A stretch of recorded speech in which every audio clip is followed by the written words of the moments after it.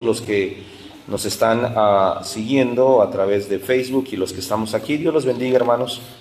El Señor Dios nos ayude, esté con nosotros. Por favor, abra su Biblia entonces en la primera carta a los Corintios. Estas cartas a los Corintios siempre me han fascinado, hermanos. Son muy buenas. Capítulo 2, versículo 14. Léalo si alguien lo tiene, lo puede leer fuerte. Pero el hombre natural, no percibe las cosas que son del Espíritu de Dios. no percibe las cosas que son del Espíritu Santo. No las puede entender porque se ha de Entender, discernir espiritualmente. El hombre natural no percibe las cosas que son espirituales o del Espíritu de Dios porque no las entiende. Para él son locuras, porque ¿cómo se han de entender las cosas de Dios? Espiritualmente. Ahora, en las herejías, que son las que estamos tocando en Semana Santa, que ya se nos terminó Semana Santa, esta sería nuestra última predicación acerca de Jesús enfrentándose a un montón de herejías. Jesús contra las herejías. Les traemos a los herejes gnósticos, que no se deben de confundir con los agnósticos, son dos cosas distintas. Mientras el agnosticismo es aquel que tiene duda en creer si existe Dios o no existe Dios. A ver, nos van a cambiar el micrófono. Si existe Dios o no existe Dios. El gnóstico cree en un conocimiento elevado. ¿En qué conocimiento cree, Abelito? El gnóstico. ¿Viste por estar pensando, ese cable no sirve? ¿Qué micrófono le darán al pastor? Vamos a ver, por favor, todos atentos al micrófono. Se te olvidó algo tan importante, que es un agnóstico y que es un gnóstico. ¿Viste? Hay que concentrarnos. Agnóstico, aquel que tiene dudas en la existencia de Dios y que quiere entenderlo a través del conocimiento y la razón. Gnóstico, una persona mística que cree que se puede alcanzar conocimiento superior iluminado, que hay niveles, hasta en el cristianismo hay niveles, ¿cierto? Los gnósticos surgen desde el primer siglo, porque el gnosticismo es muy griego, así que surgen desde el primer siglo, y ellos consideran de manera así tajante, se los digo rápido, la materia es mala. Todo lo que es material es malo. Así consideraban los gnósticos. El término viene del griego gnosis, que significa conocimiento. Es muy oriental esta cosmovisión de las cosas. Si alcanzo un conocimiento supremo, los testigos de Jehová tienen un libro que se llama El conocimiento que te lleva a la vida eterna. Lo he leído, es un libro amarillo, es uno de sus preferidos, porque ellos consideran que a través de el conocimiento, no cualquier conocimiento, el conocimiento de la atalaya, el conocimiento del despertar, el conocimiento de sus libros de ellos, no cualquier conocimiento, y ese conocimiento te va a llevar a la vida eterna. Ellos creen de esta manera. Pero las religiones orientales, con mucho misticismo, creen en esto, en seres iluminados, que bajan y descienden y te dan alguna revelación, o en caminos donde tú mismo prendes la chispa suprema, diría Optimus Prime, ¿verdad? ¡Pum! Se prende la chispa suprema dentro de ti y te vuelves iluminado y ves cosas que antes no veías, entiendes cosas que antes no entendías. Este gnosticismo, aunque desapareció aparentemente en el siglo IV como religión, sigue perpetuando en nuestros días. En muchísimas iglesias esta forma de pensar está ahí. El gnosticismo tenía un dualismo radical, es decir, se dividía en dos partes. El gnóstico creía que el universo se dividía en dos partes: espíritu, que era puro, bueno, santo, y era la luz, y la materia, el cuerpo, la tierra, todo lo material que era intrínsecamente mal, es decir, era mala nada más por existir. Y era una cárcel, era oscuridad. ¿Le suena algo? ¿Qué te parece el yin yang de los chinos? Todo el ser humano tiene parte buena y parte mala. ¿Cuál es su parte buena? Se pone así de perfil. De este lado, por favor, porque acá de este lado no. Y sacan la foto, ¿no? ¿Verdad? Bueno, la belleza estética se ha reducido a filtros y a demás cuestiones. Pero los místicos creen en este tipo de cosas, un carácter bueno, un carácter malo. Para los gnósticos del primer siglo, ellos creían en un artesano hacedor de las cosas. Le consideraban como demiurgo, así le llamaban los griegos. Es el hacedor, el Dios creador del mundo físico. Pero para los gnósticos del primer siglo, el Dios del Antiguo Testamento no era el Dios supremo. ¿Le ha parecido por ahí? Hay una mujer en Guatemala que se ha hecho muy famosa en las redes sociales y en muchos lugares, Leslie Defon, creo que se apellida, Lisney Defon, se apellida esta mujer. Ella habla de 4 dimensiones y que el Dios Jehová no es el Dios supremo, sino que está el Dios Elión todopoderoso. Ese es gnosticismo. No sé si ella lo sabe o no sé si lo está, sin saberlo, está dando una doctrina gnóstica. Ellos creían en eso. El Dios del Antiguo Testamento no es el Dios supremo, sino es un Dios menor. Eso también lo tienen los mormones. Ellos creen en dioses, incluso creen que nosotros somos dioses, pero que hay un Dios sabio, supremo, el cual no tuvo principio ni final. En la reunión de los dioses se sentó y él fue el que hizo todo desde ahí. Unas herejías, hermanos, que necesitas estar dopado y con unos hongos de Oaxaca, de María Sabine, para que puedas entender toda esta sarta de cuestiones. Algo así como Lucy in the Sky de los Beatles, ¿verdad? El LSD que tomaban los Beatles en 1960, su droga preferida de ellos. Algo así. Para poder entender todas estas cuestiones de iluminados y todo eso. El gnosticismo ha entrado en muchas cuestiones filosóficas en la actualidad. Tenemos a personas que abrazan árboles. ¿Alguna vez ha visto una persona abrazar árbol para pasarle qué? Su energía, ¿verdad? Ahí dice una persona, me seca mi árbol. Me dice que abrazar a mi mezquite para pasarle su energía. Se seca el mezquite. Me dice una persona floja abrazando un árbol que daba frutos. No vuelve a dar un fruto ese árbol jamás. Le está pasando su energía. ¿Han escuchado la terminología vibrar alto, vibrar bajo?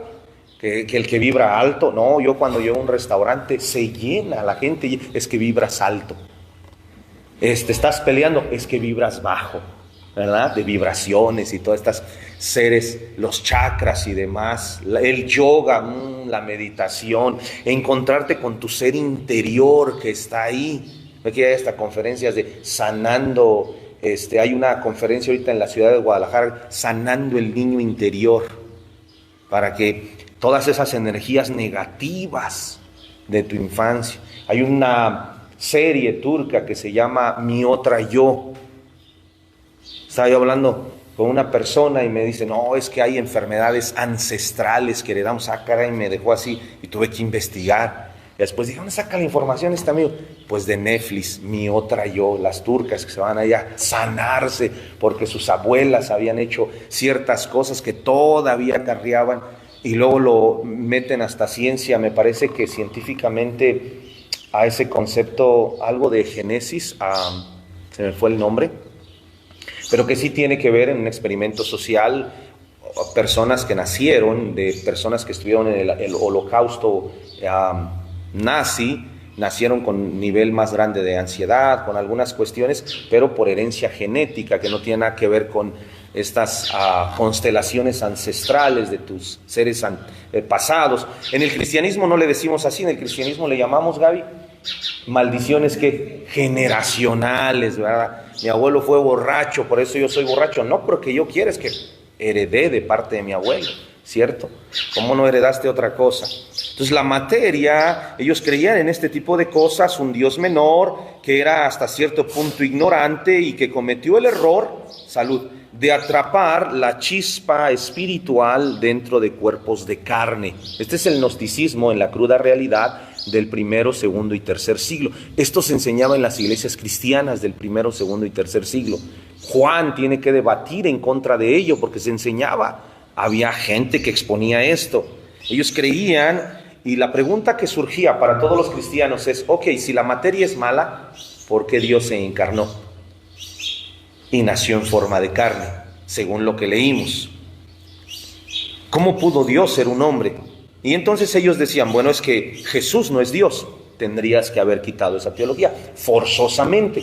Es lo que hacen la luz del mundo. La luz del mundo quita la deidad de Jesús porque su nazón pedófilo es la sucesión de Jesús, pero ya sería una blasfemia muy grande si fuera la sucesión de Dios. Entonces, para poder encajar, quitan que Jesús fue Dios y ponen que fue hijo de hombre nada más. Ahorita vamos a entrar en ese tema, pero que nada más fue un hijo de hombre, o sea, un ser iluminado y supremo, un profeta. Los mormones también quitan a Jesús como Dios y le ponen que fue un profeta mayor que todos los profetas, pero un profeta hijo de Dios al fin, no Dios en sí mismo, porque tienes que forzosamente esto. Si la pregunta es, una mentira siempre tiene que taparse con otra mentira. Disculpe, señor gnóstico del primer siglo, si la materia es mala, entonces ¿cómo es que Jesús se encarnó?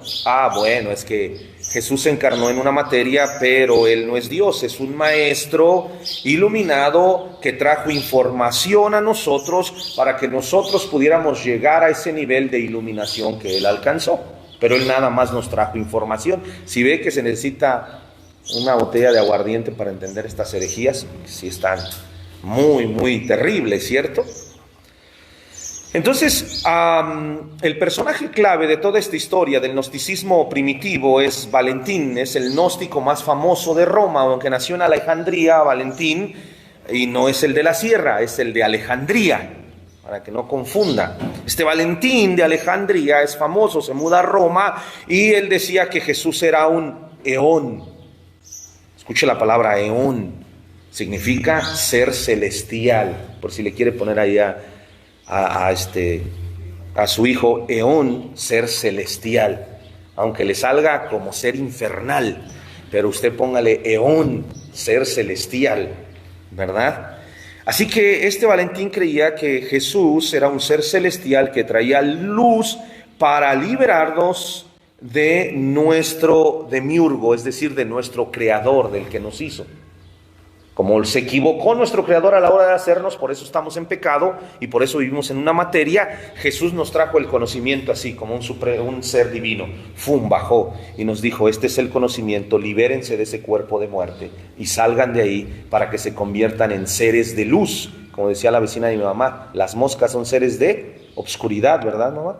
Por eso llegan a atacarnos, pero no, hay seres de luz, tu aura. ¿Has notado que los perros se te acercan? Sí, es tu aura. No podría ser porque llevo 3 días sin bañarme y comí Kentucky Fried Chicken y me huelen los dedos a eso. No, es tu aura. Eres buena persona, tu aura.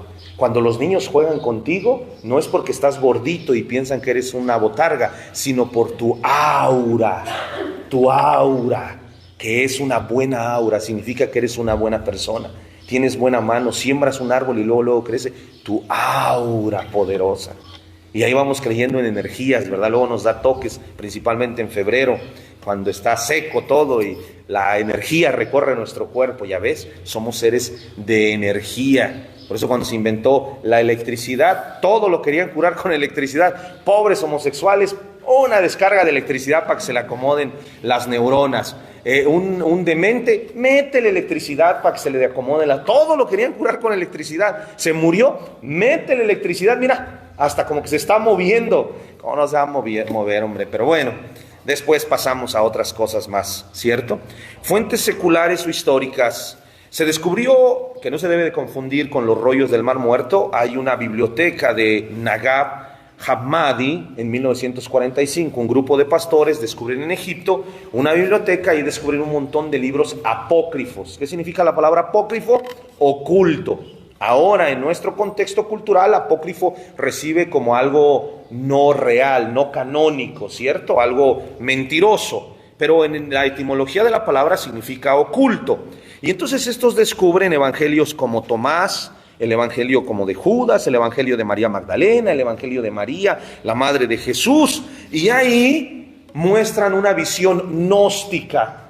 Ahí muestran a un Jesús riéndose de la carne y enseñando secretos extraños que los va a llevar a usted a una mente superlativa por encima de todos. para que no se lea el libro de cómo ganar amigos o cómo manipular a la gente. Ya con ese Jesús iluminado usted podrá estar por encima del promedio de la gente, que a veces no se alcanza ni a ver ni a preguntar, ¿cierto? Y ve que la palabra idiota en el griego hacía referencia a una persona que no se preocupaba por los problemas de su alrededor. O sea, no iba a reuniones de para debatir ciertas cosas y no le interesaba nada de lo que pasara. Después, con el tiempo, con la connotación, se empezó a utilizar para una persona que no veía más allá de su ombligo. O sea, no está interesado en nada. Y es cierto, como dice Laje, el politólogo argentino, estamos en una generación de idiota donde no ve nada más que su ombligo. O sea, estamos, pero tronados por completo. No nos preocupamos el uno por el otro. En los años 70 y 60, ¿qué vas a estudiar, hijo? Algo que ayude a mi comunidad. Bien orgullosos porque se iban a la universidad. ¿Qué vas a estudiar, hijo? Algo que me haga rico, millonario. ¿Qué me puede hacer millonario pronto? Pues la política. Bueno, pues estudio política, si me hago rápido millonario. ¿Cierto? Bueno, estas fuentes que se encuentran en la biblioteca de Nag Hammadi encuentran a un Jesús en esos evangelios apócrifos, ahora están en PDF, usted los puede leer. Están a un Jesús que se ríe de la carne y que enseña secretos extraños. El apóstol Juan, que es el primero que va a arremeter en contra de los gnósticos, escribe en el evangelio de Juan, capítulo 1, versículo 14. Vea lo que dice: el verbo fue hecho carne.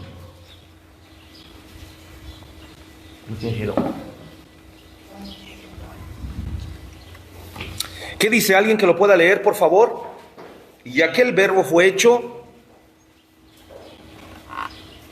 carne y habitó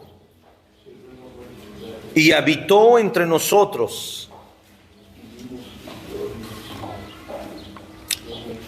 Eskenocen en el griego original, hecho carne. Es decir, y habitó entre nosotros, literalmente en el griego dice, puso su tabernáculo, su tienda, moró con nosotros. En otras palabras, los gnósticos creían que Jesús trajo información como si fuera un mensaje de WhatsApp, donde usted manda toda la información, pero no necesariamente la persona está ahí, literalmente, le está mandando solo información. Usted la puede leer y la puede entender porque está ahí, entiende el lenguaje. Pero no, Jesús, el apóstol Juan utiliza la palabra habitó, eskenocen en el griego, para referirse a poner la tienda o habitar o morar.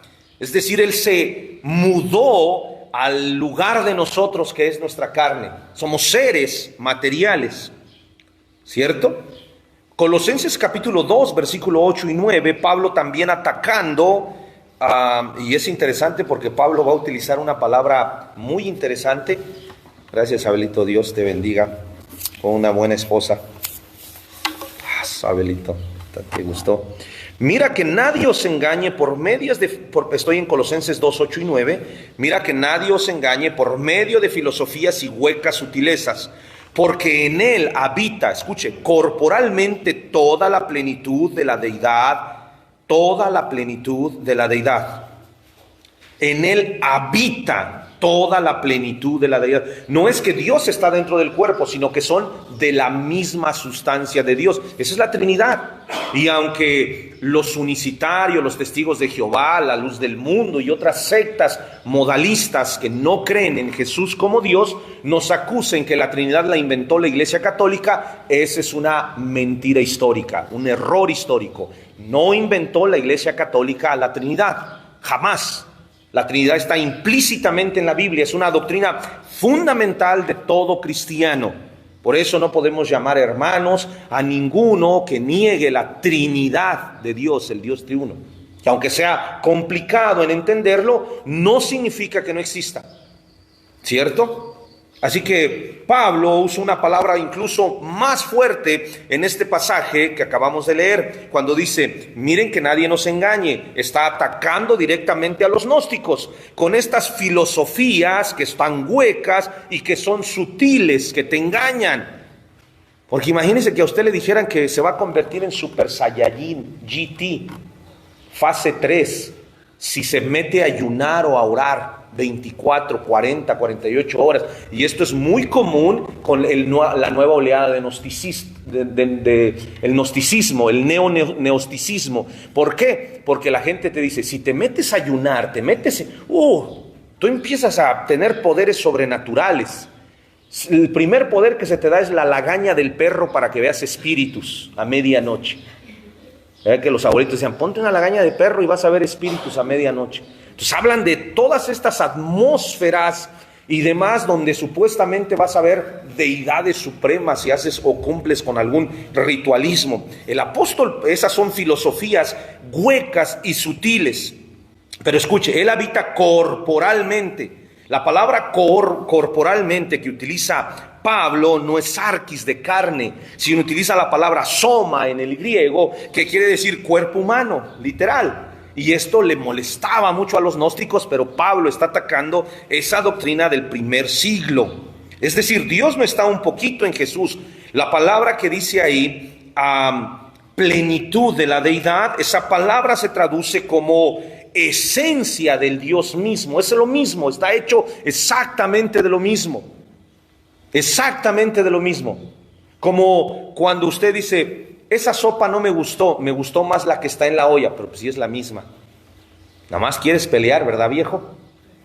¿Cómo que esta está más buena y la que está en la sopa, en la olla no? Si es la misma, nomás que esta la serví antes y la dejé enfriar. Y ahora nada más te quise el truco para ver si era puro pleito lo tuyo, realmente no te gustaba mi guiso. Pero es el mismo guiso, proviene de la misma cazuela. Eso es lo que está hablando en un sentido muy natural. Lo que estamos hablando, Él es la plenitud. Es el mismo Dios que está en Cristo Jesús. Si dicen, no dice que... sino que Jesús ha venido a existir, no está hablando de una existencia primaria, es decir, Jesús no tuvo un inicio en el nacimiento virginal, ya existía, es la preexistencia de Cristo. Ahora, ¿cómo podemos entender la gnosis moderna, el gnosticismo moderno? Escuche esto, a ver si le suena. Revelaciones, dimensiones. Mientras el gnosticismo antiguo, la Biblia era para la gente común, para el gnóstico. Para común, la gente común. Porque ellos decían, aparte de este libro, hay un conocimiento sagrado, que si tú te metes en ciertos rituales lo alcanzarás. Y la Biblia para ti dejará de ser lo más supremo, porque la Biblia es para gente común que no entiende, que jamás va a alcanzar esa iluminación. ¿Le suena muy parecido ahora? ¿No? ¿No le suena? ¿Qué le parece cuando estos líderes hablan acerca de dimensiones o revelaciones frescas que no están dentro de la Biblia? ¿No están creando una nueva gnosis? Porque la Biblia no es suficiente. Es decir, nos tenemos que meter en una presencia sobrenatural. Líderes como Osman, líderes como Kathy Kuhlman, líderes como Jimmy Swaggart, Kenneth Copeland, Benny Hinn y muchos otros norteamericanos hablan acerca de estas dimensiones poderosas. Si nos metemos a ayunar y a buscar a Dios, vamos a tener esas dimensiones superlativas. Entonces, desprecian la carne, los gnósticos y el control de la materia. Es decir, los gnósticos creían en el primer siglo que ellos podían manipular la materia si conocían los secretos del universo. Física cuántica, ¿eres tú? ¿Eres tú física cuántica? ¿Eres tú acaso el que está hablando? Una realidad. ¿Se acuerdan de la película de Matilda? Que empezaba y todas las niñitas querían ser como la Matilda. Si tan solo le podía aventar ese florero a mi maestra. Y se quedaban así. Querían mover con el poder de su mente. Y luego hay personas que yo vi brujos que con el poder de su mente movían cosas y demás. Y una mujer por ahí dijo, eso no es nada, chécate esto sin el poder de la mente. Y el Señor vino corriendo, ¿se te ofrece algo, mi amor? ¿Es? Sin el poder de la mente, con el poder de 2 dedos. Es muy común, estas personas se jactan a sí mismas de creer que pueden cambiar la forma física con una llave mística de la conciencia en una dimensión suprema y tienen la oportunidad de cambiar el poder de Dios. ¿Les suena parecido a cristianos que dicen, ¿quieres mover la mano de Dios y cambiar sus planes? ¿Qué tienes que hacer según estos cristianos místicos? Tendrías que meterte a un ayuno. Y si es de 40 días como lo hizo Moisés o como lo hizo Jesús, sales con un poder. ¿Viste a Moisés que cuando bajó del Sinaí resplandecía su rostro? Cuando tú te metas a ayunar 40 días, y ahí está el hipertenso con diabetes tratando de ayunar 40 días, se muere en el intento, pero ahí están los 40 y créele a Dios. Y pastores absurdos que la hermanita dice, pastor, yo voy al ayuno, pero ya como para las 3 de la tarde me empiezan a dar mis temblorines porque tengo azúcar. No, créele a Dios que vas a ser sana. A ver, ¿qué traes ahí? ¿Qué te estás inyectando? Insulina. Tira eso es del diablo. El Señor me está mostrando. Pobre señora, se muere a los 2-3 días. Es increíble, mucha irresponsabilidad de parte de estas personas por el fanatismo de no creer. La ciencia es parte de nosotros y la Biblia nos dice que podemos usarla para nuestro bien. Tenemos sentido común. ¿O qué? Usted tiene sed en la noche y dice, oh Señor, si tan solo me dieras un vaso de agua de beber, mitigarías mi sed. Quiero que mandes al ángel Gabriel, que sea de limón, celestial, no aquí en la tierra cortado. Y por favor, y estoy esperando. ¿De qué murió? De sed. ¿Por qué? Estaba esperando a un ángel que venía a darle una limonada celestial. Claro que no, tenemos sentido común. Dios nos dio el cuerpo y nuestro sentido común para hacer ciertas cosas. La idea de que mediante decretos, ayunos extremos, podamos tener superpoderes y que podamos alterar la realidad física a nuestro antojo, esto no aparece en la Biblia. Suena más a un ritual de magia antigua a los dioses, conocida como teurgia. Ritual a los dioses antiguos, paganos. Porque hay una conexión directa histórica en este momento. La gente que más habla de eso son dominicanos que están pegados a la isla de Haití. Y como los haitianos sí practican todo esto, los dominicanos en su ignorancia creen que Dios actúa de esa manera, como si Dios fuera un Dios pagano. Si el brujo, dicen, si el brujo vuela, Dios es más poderoso. Si el brujo vuela 60 centímetros, pero yo soy hijo de Dios, yo tengo que volar 1 metro, porque Dios es más poderoso. La respuesta es que el diablo es ridículo y nuestro Dios no. Nuestro Dios no es un Dios ridículo ni absurdo. El diablo pide absurdeces como una cabeza de gallina, tierra de panteón, 3 pelos de rana calva, de agua salada, 2 colmillos de araña, y que sea a las 12 de la noche. Pero Dios no está sujeto a esas ridiculeces. Y cuando exbrujos o exsatanistas se convierten, mucho entre comillas, creen que nuestro Dios es exactamente igual que ese Dios pagano y perverso, que es Satanás. No, queridos hermanos, Dios no necesita tierra de panteón, ni velas de cierto color, ni rituales esotéricos para actuar. Eso es una blasfemia directa en contra del Espíritu Santo, pero directa. Para aquellos que dicen, yo no blasfemo en contra del Espíritu Santo, yo nomás me echo agua santa y luego me envuelven como tamal con un trapo rojo que representa la sangre de Cristo, o yo danzo en el Espíritu, le pego a medio mundo y tumbo las sillas, pero estoy danzando en el Espíritu. Queridos hermanos, esas danzas parecen más al Kundalini que a cualquier otra cosa, a manifestaciones paganas más que a manifestaciones del Espíritu Santo. ¿Y usted cree que Dios es igual? No me compares. No me compares, dijo la mujer indignada con la amante. No me compares. No me compares, le dijo. No me compares. No somos iguales. Eso es exactamente. Como mujer indignada, diga ahora usted, no me compares al Dios supremo de la gloria con cualquier pelagato que necesita una vela de color verde. Hazme el favor, el Dios de la gloria. Ya la iba a hacer tu milagro, chavo, pero traíste roja. Pongan la foto debajo del púlpito para que se convierta el hijo rebelde. Y ahí va usted a ponerla abajo del púlpito. Y Dios así, ¿de dónde dejaría la foto este hombre? Yo queriendo convertir a sus hijos y la foto que no la encuentro. ¡Ridículo! Eso habla de dos cosas: de nuestra falta de conocimiento, de nuestro esoterismo religioso, pero lo más terrible, de tratar al Dios supremo como un Dios pagano. Eso sí es vergonzoso y terrible.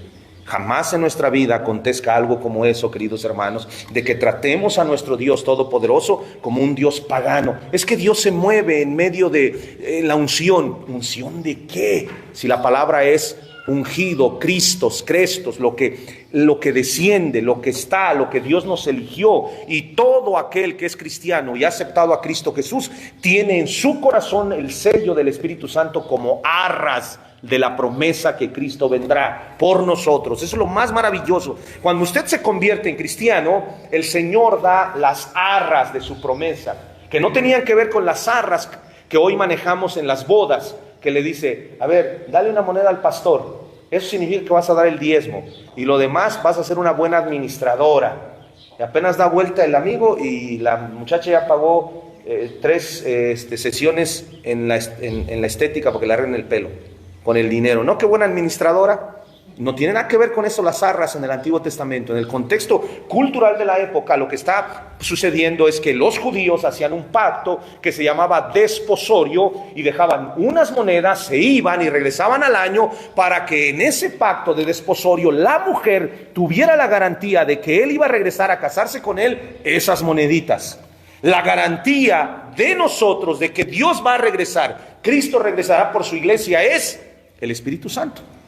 Las arras de nuestra justicia, nuestra promesa. Me voy, pero les dejo al Consolador, el Espíritu Santo de verdad, el cual los guiará a toda verdad y Él dará testimonio de mí. Cuando el Espíritu Santo no está en la iglesia, entonces Cristo ya vino y usted se quedó. Así que vea esto, el misticismo visible versus la fe. La palabra, la palabra que dice que podremos, con nuestra palabra podemos crear realidades, no es una manifestación de fe. Tiene más que ver con rituales y con nueva era y con confesión positiva, más que con rituales. Es el nuevo gnosticismo, hermanos. Está dentro de... El gnosticismo busca experiencias de éxtasis para poder sentir, ¿cierto? Es antibíblico. Juan escribe diciendo, nuestras manos palparon al verbo, pero los gnósticos creen en estas manifestaciones de que Jesús se les aparece. Conoció un hombre que Jesús se le apareció y le dijo y le tocó. Se le apareció a Smith, se le apareció a Roosevelt, se le apareció a, se me fue el nombre de los adventistas, a Elena G. de White, que fue la que escribió casi todo. Y todos ellos crearon una nueva religión hereje con sus famosas apariciones. Pero están hablando de esto, de que se nos aparece y demás dimensiones. Jesús de Nazaret está en nuevas dimensiones. Ahora, profundicemos en penúltimo lugar acerca del pasaje que leímos al principio. El hombre espiritual versus el hombre natural. Los gnósticos del primer siglo creían en una pirámide, así como las ventas, diamante, platino, así. Bueno, los gnósticos creían en ese tipo de pirámides. Los gnósticos del primer siglo no creían que todos los hombres fueran iguales. Ellos creían que se dividían en 3 categorías. La primera eran la categoría ilísticos, no holísticos, ilísticos. Creían que eran seres materiales, mundanos, sin chispa divina, gente común y corriente que merecía la muerte. Después estaban los psíquicos, estos son los que razonaban, porque para entender muchas cosas de misticismo tienes que dejar tu razón afuera, hermanos, porque hay muchas cosas ilógicas en el misticismo, que una persona racional pregunta, dice, ¿cómo? A ver, espera. Me dices tú que si yo en este momento te deposito 1,000 pesos a tu cuenta, ¿Dios me va a dar 10,000? Así es, mi querido Kamisabi. discípulo de la prosperidad. Así es. Si tú en este momento, yo como siervo de Dios, representante del Altísimo, ungido del Señor, oro por ti y tú me das 1,000 pesos, Dios te va a dar 10,000 a ti porque yo soy tierra fértil. Si usted es nada más, para no utilizar una palabra antisonante, nada más el que mira su ombligo, va a decir, ok, ten, gran maestro, tus 1,000 pesos. Pero si usted de repente le amanece de vez en cuando, va a decir, a ver, pues vamos a hacerla más fácil. Tú dame los 1,000 y que Dios a ti te dé los 10,000. Yo con 1,000 pesos me conformo, si me alcanza para unos buenos chilaquiles, una barbacoa y una coquita. Y ya, no soy tan ambicioso. Caería al teatro. Entonces te dirían que eres un carnal, que estás pensando con la razón, que no estás entrando en la dimensión espiritual. Para los gnósticos del segundo siglo, un psíquico eran los anímicos, que quería decir cristianos comunes que vivían por fe y por reglas, pero que no tenían una revelación profunda. Aquí es donde los grupos modernos ubican a los que cuestionan su doctrina. Es que tú vives solo por dogmas, eres un religioso. Ellos llaman religiosos a los que estudiamos la Biblia. Incluso dicen palabras como, la mucha letra mata el alma, que no tiene nada que ver con otra cosa. Y le preguntas, ¿qué letra? Pues el estudiar la Biblia. O sea, la Biblia pasó de ser la palabra viva de Dios que da vida, según Hebreos 4:12, que es más cortante que 2 filos, y ahora me estás diciendo que la Biblia me va a causar daño. Sí, te va a causar daño porque dejarás de creer en milagros sobrenaturales, poderosos de Dios. ¿No será que la Biblia me va a abrir los ojos para no creer en tus falsedades y que tienes miedo de que eso suceda? ¿Que te da pavor de que yo descubra que lo que estás diciendo es una mentira? Así que ellos hacían esa forma y luego venían los neumáticos. No era por gordos, hermanos. La palabra neuma en el griego significa soplo, espíritu. Y es una forma de decir los espirituales. Ellos creían en estas 3 formas. Y esta era la élite que poseía la gnosis, el conocimiento sagrado. Solo ellos entendían dimensiones y códigos espirituales. Y eran los superdotados y superpoderosos. Hay todavía esos gnósticos, hermanos. Gente que agarra la Biblia y dice, voy a leer un versículo. Déjame orar y ayunar para entender ese versículo y que el Espíritu Santo venga y me revele nuevos códigos. Y hay gente que anda diciendo tonterías como, ¿sabía usted que David y Goliat eran primos hermanos? ¿Sabía usted que la viuda no era viuda? ¿Sabía usted que Pablo no se llamaba Pablo? Son dimensiones que el Espíritu Santo me ha revelado. Me tocó en alguna ocasión, cuando recién llegué de Estados Unidos buscando una iglesia donde congregarme, escuchar a un hombre absurdo y ridículo predicar acerca de la revelación que Dios le dio en la montaña de Veracruz. Y esto se va a poner bueno.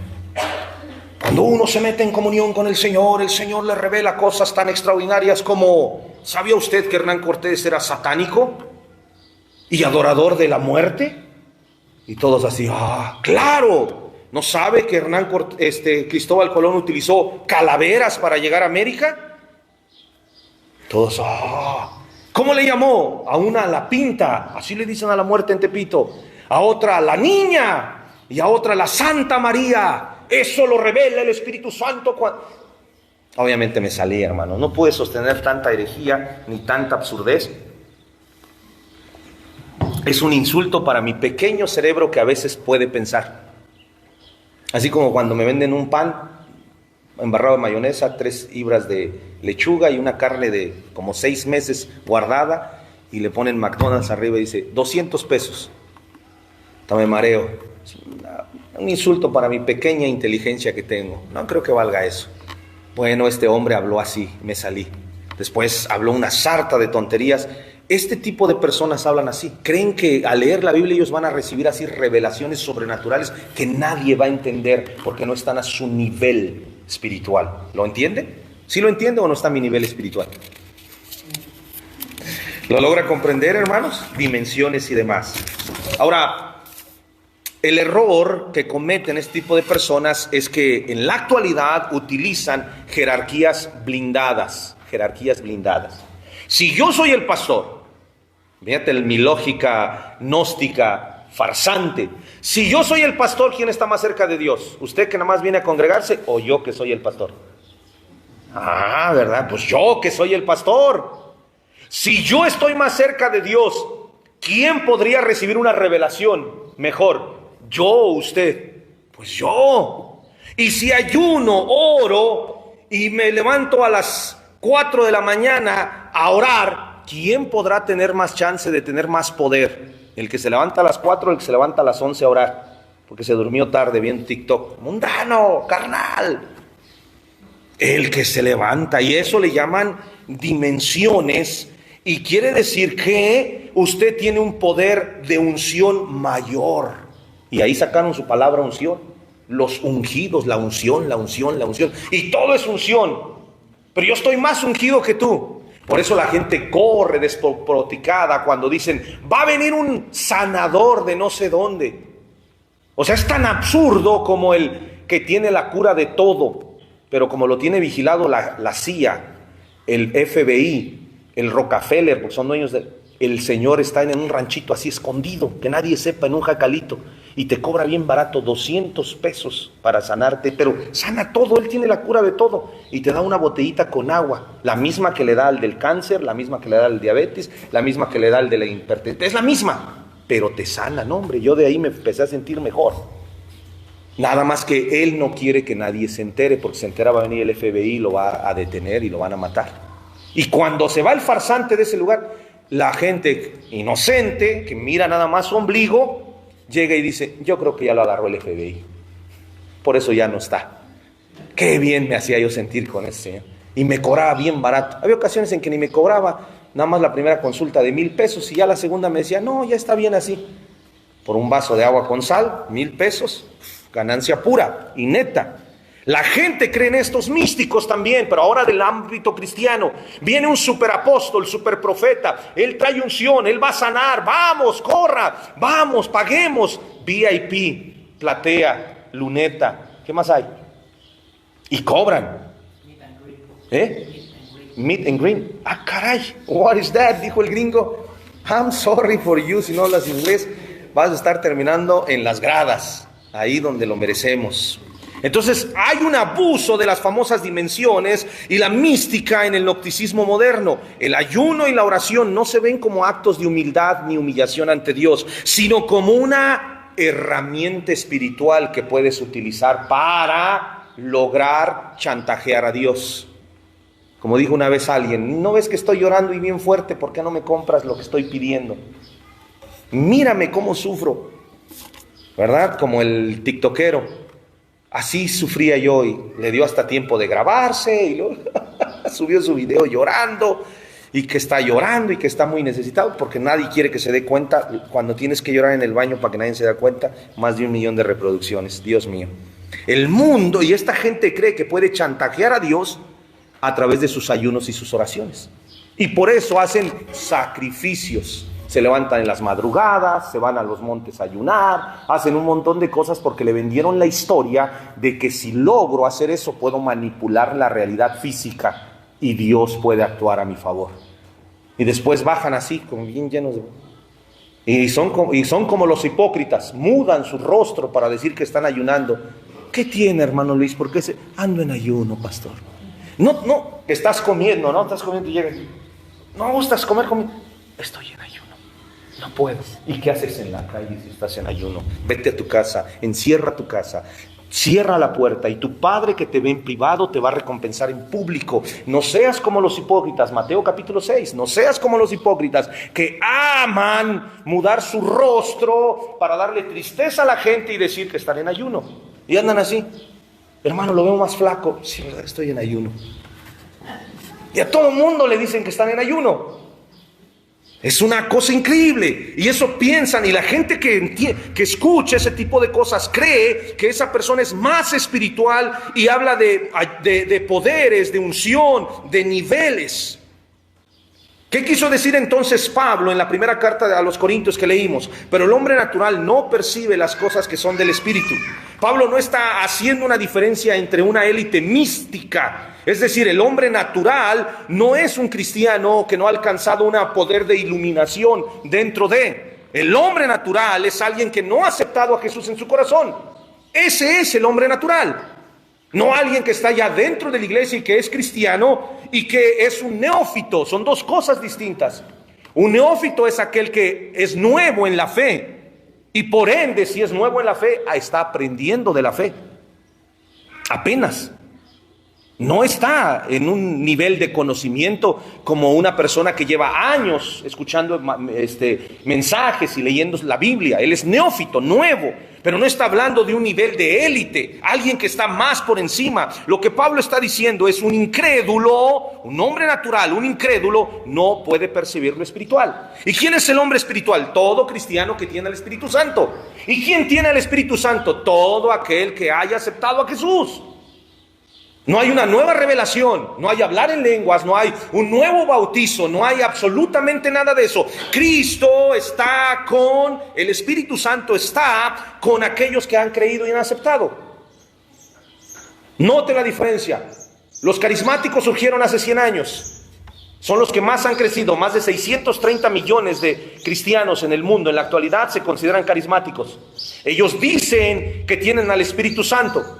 Pero todos esos 630 millones de carismáticos en la actualidad no ha muerto ni se ha comparado con el gran despertar de Inglaterra, de las iglesias presbiterianas, luteranas, calvinistas, incluso metodistas, bautistas, que se volvieron misioneros y que fueron muertos a manos de personas en muchas partes del mundo. Y los carismáticos acusan a esas iglesias de ellos no tienen al Espíritu Santo. ¿No? Entonces, ¿cómo explicas que fueron a predicar a la India? Que hablaron de Dios, que fundaron iglesias, que abrieron institutos, que fundaron orfanatos. ¿Quién crees que lo hizo? ¿El puro deseo del hombre? Oh, queridos hermanos. Pero ellos acusan eso porque nos ven tranquilos, sentados en una butaca, trajeados, y no estamos haciendo aspavientos. Oh, ese hombre no tiene al Espíritu Santo. ¿De verdad?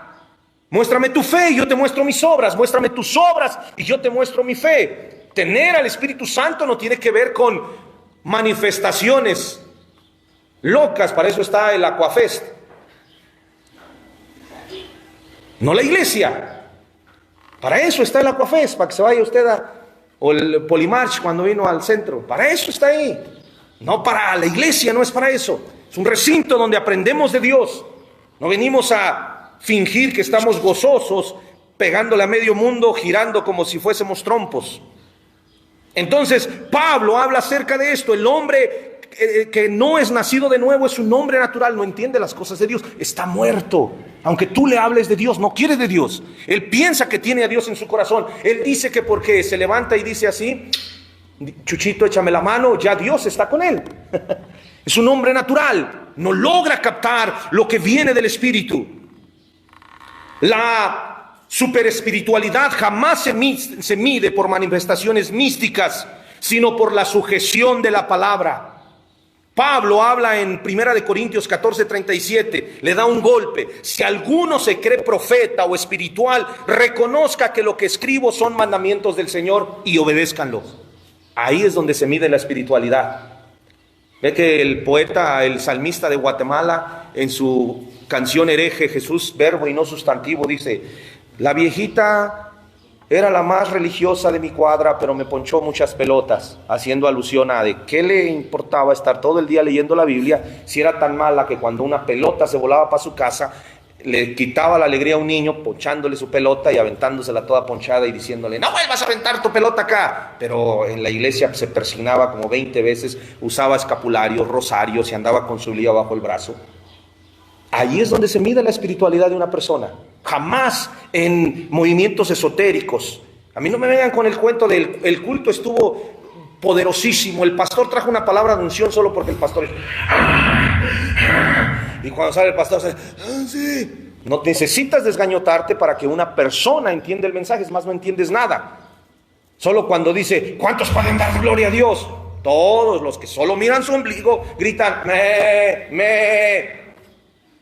¿Y cuántos pueden decir amén? Amén. Porque no están entendiendo ni la prédica, y por más que la quisieran entender, no se le entiende. Se le entiende más al que vende cobijas del tigre que al predicador que está diciendo desde el púlpito. Es una realidad, hermanos. Nosotros entendemos y tenemos fe porque la fe viene por el oír. ¿Y qué oímos? La palabra de Dios. Pero si no la oímos ni la entendemos. Así que Pablo está midiendo la espiritualidad no en manifestaciones metafísicas ni místicas, sino por la sujeción que esa persona tiene de la palabra. Eso es, ahí se mide la espiritualidad. Ahí se mira el temple de la persona. Ya ve que alguien dice, ¿quieres ver cómo es una persona realmente? Ahí les va un dato curioso para que no vuelva a ser amable con las personas extrañas. Dicen que el que es amable con las personas extrañas es porque es más malo con las personas que están a su alrededor. Dato curioso y perturbador. Dicen eso, los sociólogos dicen eso. Así que mucha gente puede fingir. Abrazo, beso y todo, y cuando le haces una llamada, necesito que me apoyes, es que Dios te ayude. Terminamos. Movimientos actuales, voy a dar rápidamente algunos personajes. Simón el Mago, al que se le considera como el padre del gnosticismo, aparece en Hechos capítulo 8. Su doctrina era, él creía que Irineo, el padre de la iglesia primitiva, lo consideró el primer gnóstico. Él afirmaba ser el gran potencializador de Dios. Viajaba con una mujer llamada Helena, según los registros de Irineo, a quien presentaba como la encarnación del pensamiento divino atrapado en un cuerpo. Ahí está Simón el Mago. Vengan a ver el conocimiento divino atrapado en un cuerpo humano de una mujer. Ella tiene todos los conocimientos del mundo, puede darle cualquier palabra o respuesta, como cualquier brujo de la que buena, ¿verdad? Maestro José, vengan a verlo, llénele tu dinero, algo así, hermanos, como cualquier merolico de feria que podía decirte, lectura de cartas de cristal y demás. La gente le fascina eso, y cuando se convierten al cristianismo se sienten culpables de ir a ver al mago otra vez para que les vuelva a decir. Así que cuando encuentran a un prieto que grita desde el púlpito y que pregona ser profeta, entonces no está mal que te pregunte mi futuro. Bueno, allá sí, pero aquí no. Y aparte ya te cobraban 500 pesos la consulta. Yo solo dame una ofrenda de 1000, pero es de Dios, no hay nada que temer. Está bien, profeta, apóstol, maestro, aquí está mi dinero, dígame lo que ha de venir. Yo tengo el conocimiento místico, el Espíritu Santo está sobre mí y ahora me está revelando. Alguien empieza su número con 772, ve un 772. Ve un 772 aquí, no sé, lo estoy viendo. 3, sigue un 3. Ay, se levanta el que 772, 356. ¡Ah, yo soy yo! Es una ridiculez, una adivinación. Imagínate a Dios, el que todo lo sabe, el supremo, el eterno, adivinando por numeritos. Primero un 7, luego un 2, luego un 3. Parece brujo de esos baratos. Pero baratos, hermanos. Ya ni siquiera parece el Dios supremo, ni siquiera un brujo de los buenos. Este parece un brujo barato, pero barato, hermano. Y todavía usted le dio ofrenda.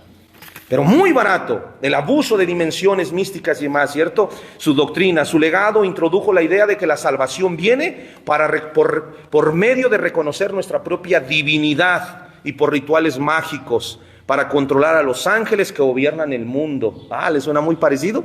Hubo una mujer que dijo que ordenó a sus ángeles que le fueran a buscar unas joyas que perdió. La vez pasada lo intenté.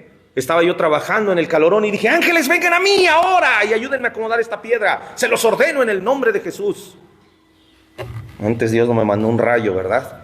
Por andar tratando de ordenar. ¿Quién se sujeta simplemente a los ángeles? ¿A quién les sirven, queridos hermanos? A Dios. Son como llamas de fuego.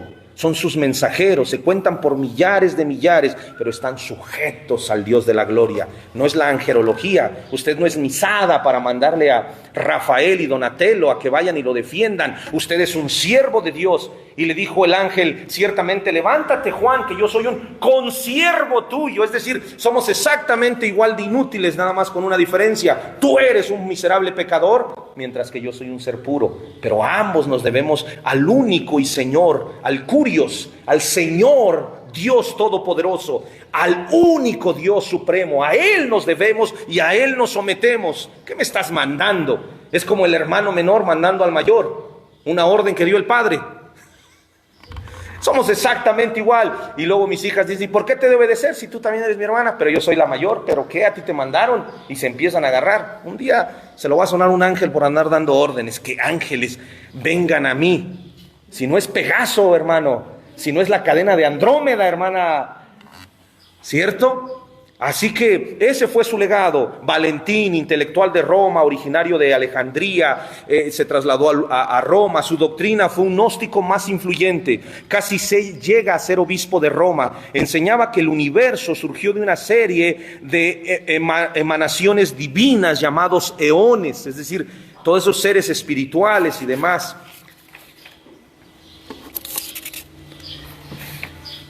Dividió a los hombres en elíticos, ya hablamos, neumáticos. Decía que los seres espirituales, los hombres neumáticos, no necesitaban ley ni moral. Me suena casi como la dinastía de los Borgias papales, ¿verdad? No necesitamos ni ley ni moral. Ponte a pensar en eso. Ya te imaginas al obispo de Roma diciendo, no necesitamos ley ni moral porque nuestros espíritus son puros. Y por nuestra naturaleza, no importa lo que hagamos con nuestro cuerpo, nuestro espíritu siempre será puro. El que peca es el cuerpo. Se me abrieron los ojos, hermanos. Más de alguno se va a hacer gnóstico después de esta enseñanza. Va a decir, bueno, pues entonces voy a pecar todo lo que tenga. Al cabo que mi alma sigue siendo pura. Soy puro de espíritu, pero mi cuerpo es el malévolo. ¿Cierto? Marción de Sinope, él odiaba el mundo físico. Aunque surgió en la actual Turquía, en el Ponto, aunque no era un gnóstico místico puro, él compartía el odio hacia la materia. Afirmaba que el creador del nuevo mundo, es decir, del Antiguo Testamento, era un Dios inferior y malo. Para él, la espiritualidad consistía en rechazar todo lo que fuera judío o material. Vamos a pensar en eso. En último lugar, ¿ha escuchado usted la palabra rema? Una vez el hermano Marcos me llevó a donde me dieron rema.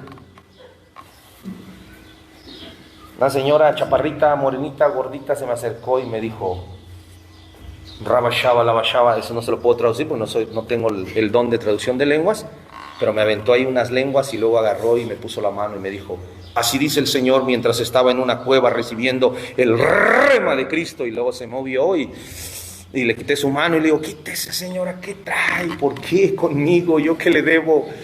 No, y te voy a dar esta palabra, dice el Señor, y me empieza a decir un montón de cosas que ni eran verdad, ni estaban alineadas conmigo, ni era mi aura, ni estaba vibrando alto.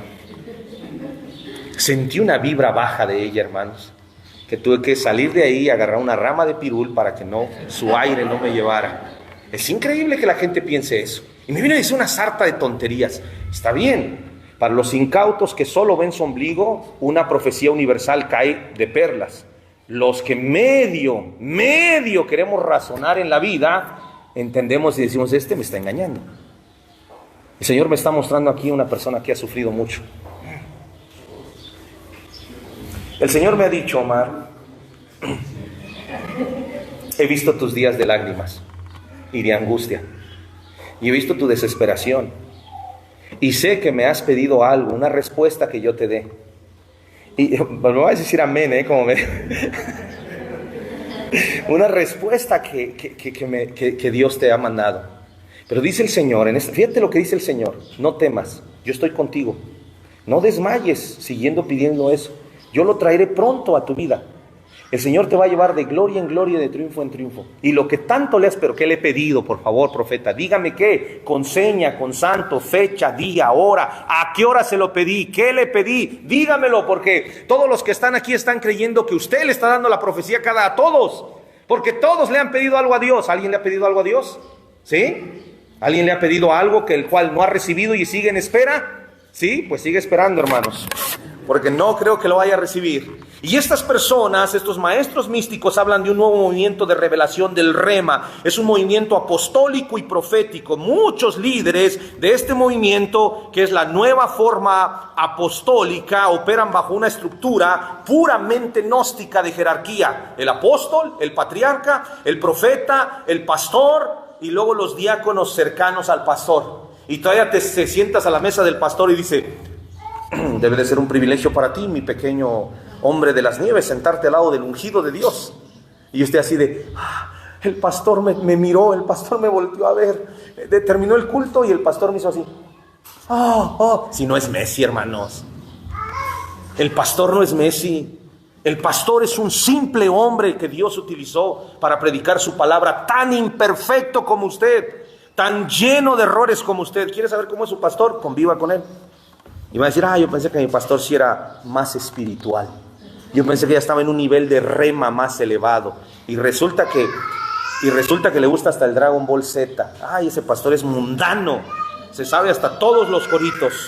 Ellos creen que la Biblia es logos. Los del rema, los del nuevo movimiento apostólico y profético. Es logos, letra muerta. Pero ellos reciben el rema, palabra revelada, es lo que significa el rema. Y ese rema sí existe. Dios se lo dio a los profetas del Antiguo Testamento en la Biblia para que escribieran la Biblia. No para que anduvieran como el mago Simón de lugar en lugar recibiendo el rema de Dios. Ya aparece la iglesia trinitaria mariana que está ahí en Progreso, en Mixquiahuala. Se sube el hombre y se siente. ¿Y qué estás esperando? Que venga el ruiseñor a traerme información para que yo les dé eso a ustedes. Iglesia trinitaria mariana se llama. Si alguien le quiere visitar, vaya y reciba profecía del ruiseñor. Ya no es el pájaro loco, es el ruiseñor. La creencia que la Biblia es logos, palabra muerta, esto encaja exactamente con el gnosticismo antiguo, un conocimiento superior a los apóstoles, las dimensiones. Ellos hablan de activaciones, portales, niveles de gloria, atmósferas. ¿Te acuerdas eso de la atmósfera? Siento que aquí hay una atmósfera, hermanos, de burla. Hay un espíritu de burla, aquí ustedes están burlando de hermanos que están dentro de estas iglesias. Salgan pronto. Una atmósfera. Estoy sintiendo una atmósfera de milagros. Eso significa que en este momento Dios va a empezar a activar milagros. Algo así como estás jugando a lotería, ¿cómo se llaman los casinos? Y luego escuchas una voz que dice, al 2x1, al 2x1, happy hours, al 2x1.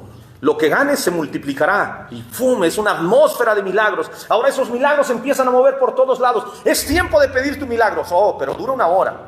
Manda ahora tu petición. Es una atmósfera que está recorriendo. Eso es gnosticismo puro. Gnosticismo puro. Hablan de niveles de gloria, usan términos para describir estados místicos que no están en la Biblia, sugiriendo que el cristiano común es natural y no tiene acceso a ese poder. Cuidado y usted cuestione a esas personas. Le dirán, no, ¿qué te enseñan en tu iglesia? ¿A qué iglesia vas?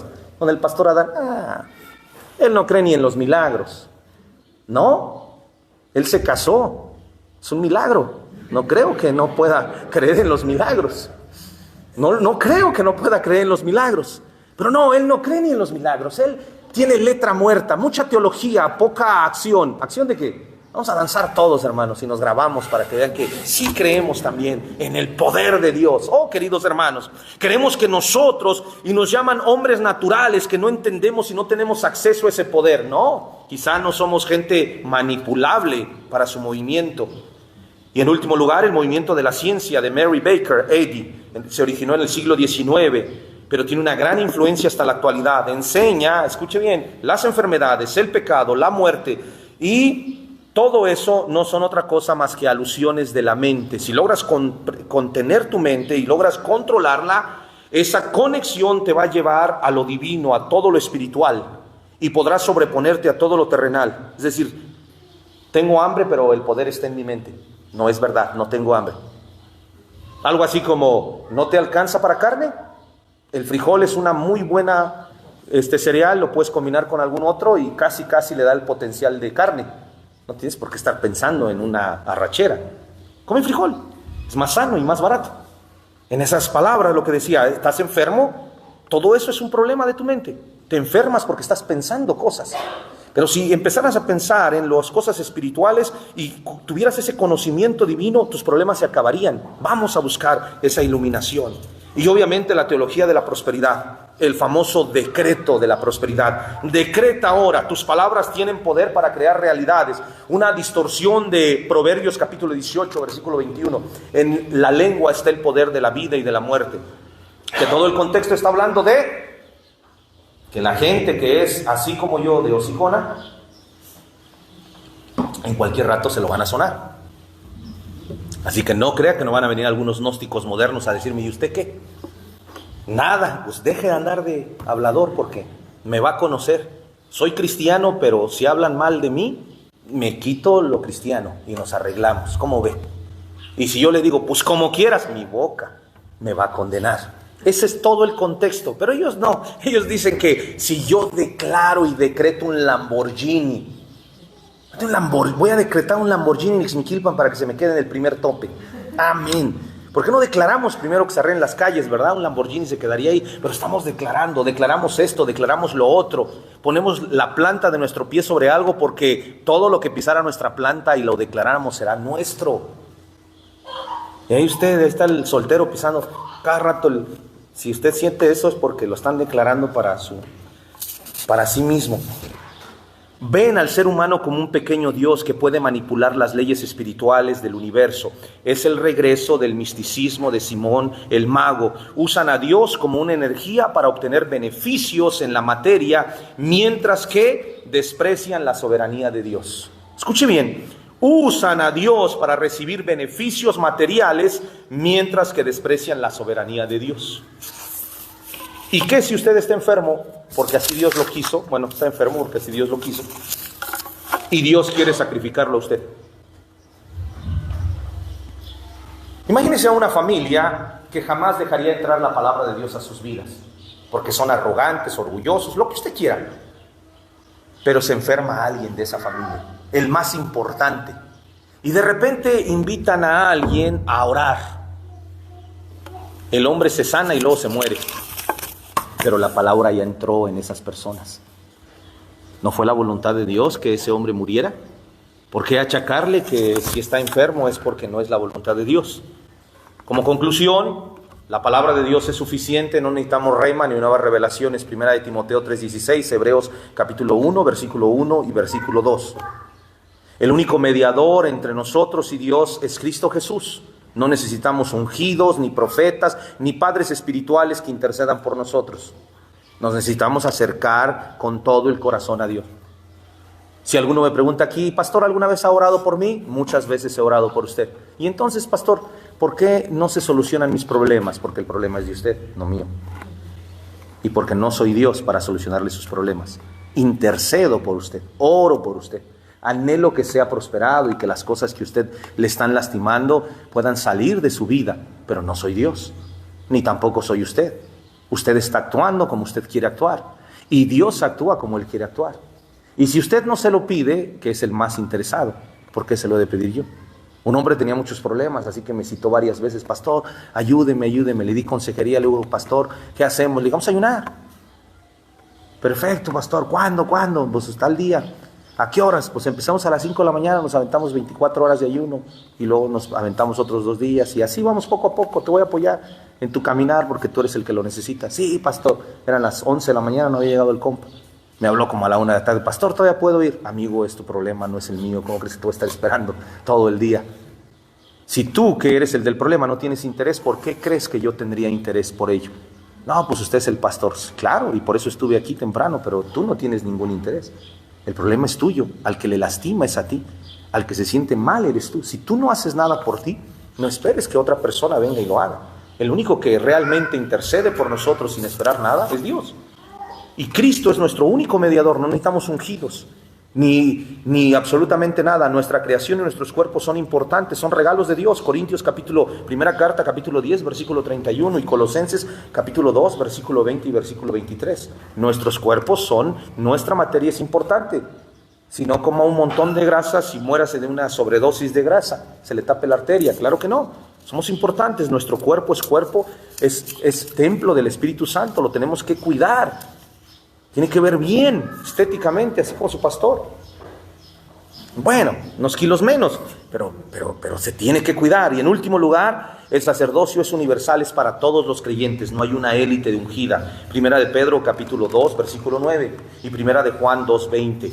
Póngase en pie, damos gracias a Dios a los que nos siguieron y nos aguantaron toda la hora de predicación. No sé cuánto nos estaban viendo, Omar, pero hasta nuestra hermana Anita, que no vino a la iglesia, nos estaba viendo. Dios la bendiga.